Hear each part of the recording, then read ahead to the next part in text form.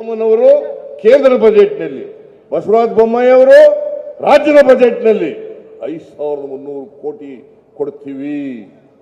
1 ರೂಪಾಯಿ ಕೊಡಲಿಲ್ಲ. ಇವತ್ತು ಡಿ ಕೆ ಶಿವಕುಮಾರ್ ನಾನು ಹೋಗಿ ಭೇಟಿ ಮಾಡಿದ್ದು ಕೊಡಲಿಲ್ಲ. ನಾನು ಪ್ರಧಾನಮಂತ್ರಿಯವ್ರನ್ನ ಭೇಟಿ ಮಾಡಿದ್ದೆ, ಅಮಿತ್ ಶಾ ಅವ್ರನ್ನ ಭೇಟಿ ಮಾಡಿದ್ದೆ. ಬರಗಾಲಕ್ಕೆ ದುಡ್ಡು ಕೊಡ್ರಿ ಅಂತ ಕೇಳಿದ್ರು, ಕೊಡಲಿಲ್ಲ. ಫಸ್ಟ್ ಮೆಮೊರಾಂಡಮ್ನಲ್ಲಿ 17,900 ಕೋಟಿ ಕೊಡಿ ಅಂತ ಕೇಳಿದ್ರು. ಎರಡನೇ ಮೆಮೊರಾಂಡಮ್ನಲ್ಲಿ 18,171 ಕೋಟಿ ಕೊಡಿ ಅಂತ ಕೇಳಿದ್ರು. ಇವತ್ತವರಿಗೆ 1 ರೂಪಾಯಿ ಬಿಡುಗಡೆ ಆಗಿಲ್ಲ. 25 ಜನ ಎಂಪಿಗಳು. ಇಲ್ಲಿ ಯಾರು ಎಂಪಿ ಆಗಿರೋರು? ಶೋಭಾ ಕರಂದ್ಲಾಜೆ. ಯಾವತ್ತಾರು ಬಾಯಿ ಬಿಟ್ಟಿದ್ದಾರ? ಶೋಭಮ್ಮ ಬಾಯಿ ಬಿಟ್ಟಿದ್ದೀನಮ್ಮ ತಾಯಿ.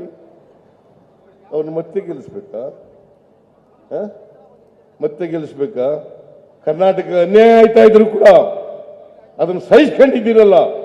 ನಿಮಗೆ ನೀವು ಮತ್ತೆ ಚಿಕ್ಕಮಗಳೂರು, ಉಡುಪಿ ಕ್ಷೇತ್ರವನ್ನು ಪ್ರತಿನಿಧಿಸಲಿಕ್ಕೆ ನಿಮಗೆ ಯಾವ ನೈತಿಕತೆ ಇದೆ ಅಂತಕ್ಕಂಥದ್ದನ್ನು ತಿಳ್ಕೋಬೇಕಾಗ್ತದೆ. ಯಾವ ನೈತಿಕತೆ ಇಲ್ಲ. ಇಂಥವ್ರನ್ನ ಮತ್ತೆ ಗೆಲ್ಲಿಸಬಾರ್ದು.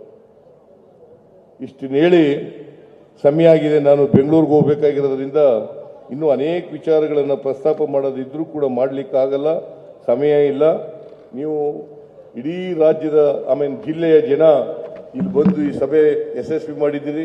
ಅದಕ್ಕಾಗಿ KG ಜಾರ್ಜ್ ಜಿಲ್ಲಾ ಮಂತ್ರಿ ಮತ್ತು ಎಲ್ಲ 5 ಜನ MLAಗಳಿಗೆ, ನಮ್ಮ ಮುಖಂಡರುಗಳಿಗೆ, ಜಿಲ್ಲಾಧ್ಯಕ್ಷರಿಗೆ ಎಲ್ಲರಿಗೂ ಕೂಡ ಧನ್ಯವಾದಗಳನ್ನು ಹೇಳಿ ನನ್ನ ಮಾತನ್ನು ಮುಗಿಸ್ತೇನೆ. ಜೈ ಹಿಂದ್, ಜೈ ಕರ್ನಾಟಕ.